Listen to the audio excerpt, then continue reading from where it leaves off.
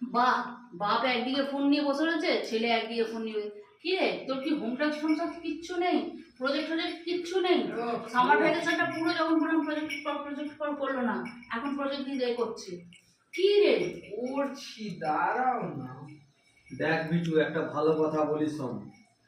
আমাদের বাবা মা না অত লেখাপড়া জানতো না, আমাদেরকে না অত ভালো করে গাইড করেনি, কিন্তু তোকে আমরা লেখাপড়া শিখিয়েছি, কিন্তু ঠিক আছে, আমরা পড়াশোনা করেছি, তোকে আজকে জ্ঞানগুলো দিচ্ছি, শুনে রাখ। বাবা মা যে গাইডগুলো করছে সেই গাইডগুলো শোন, আর তোর বাবা বুদ্ধিটা শুনবি সব সময়। আর তোর বাবার কাছে শুরু হয়ে গেল, দূর থেকে লোক আসে বুদ্ধি নিতে। শুরু হয়ে গেল নিজের নামে ধার পেটানো। আরে কেউ একটা প্লাস্টিকের নোবেল কিংবা আদলা ইট ছুঁড়ে মার।